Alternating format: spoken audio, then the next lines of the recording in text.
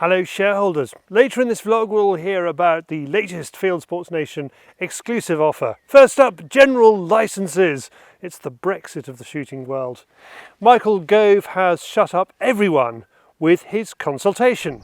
Well, it's Thursday, day after the show's gone out, and I'm taking a bit of an evening off, staring right into the sun at the moment, and going fishing, which is nice.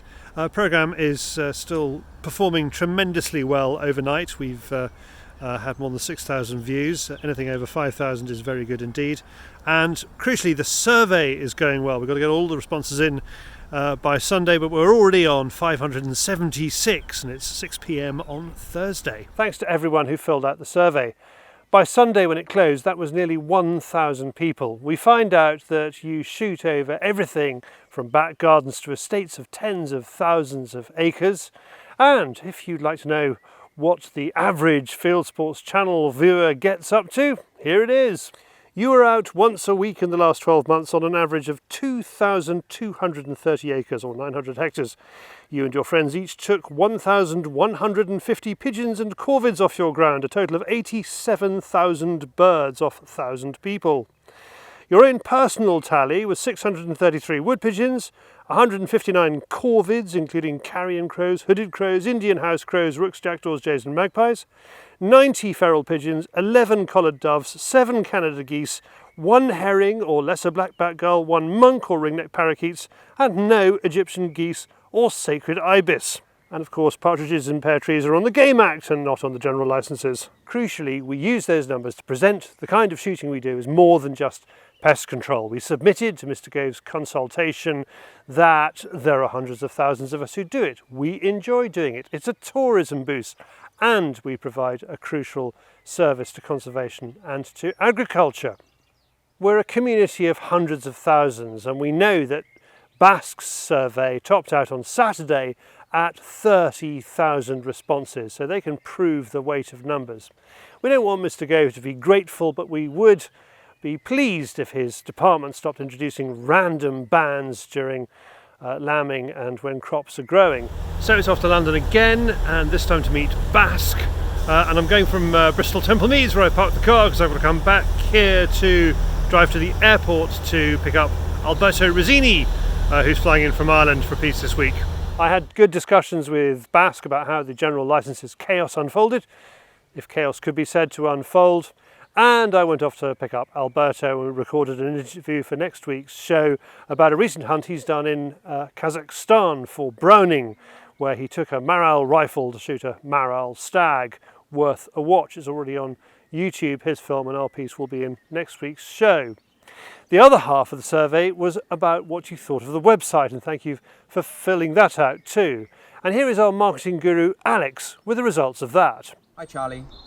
Over the past few weeks, we've been looking into the kinds of user experience that people have when they're visiting the fieldsportschannel.tv website.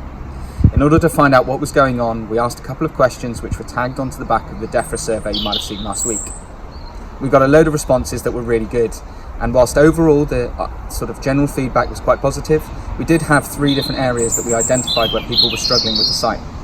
The first of these was that sometimes the content that they wanted wasn't easily able to be found. The second of these was that sometimes they were having difficulty navigating around the site to different areas.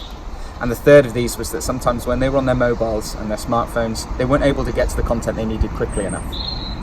So from here, what we're going to do is we're going to compare this information to the usage statistics that are generated by the website. From here, we'll be able to identify the areas that we need to focus our efforts on in order to improve user experience overall. On top of that, we've been fixing a few things with the system that measures everything in the back end, and hopefully we'll get some better stats to work with in the future too. Thank you very much. Have a great week.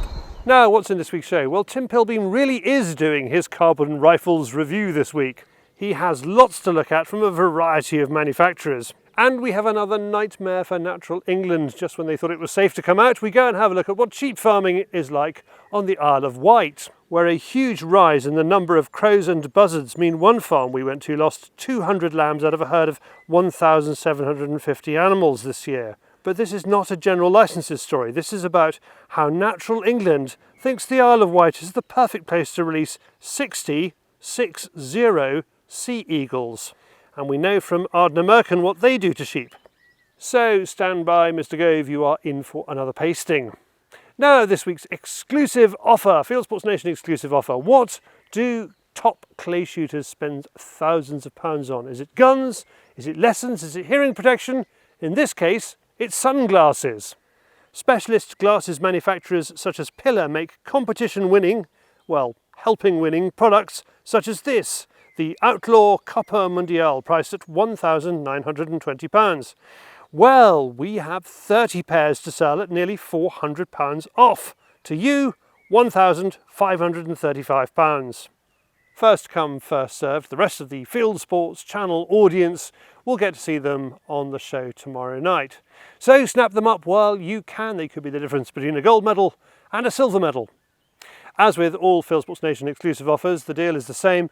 Pillar contact us. They send us the glasses at a massive discount. We make a promotional film for Pillar, which would normally cost them money, and we get them to sell them on to you at only a huge discount. And that is it for this week. I will see you next week.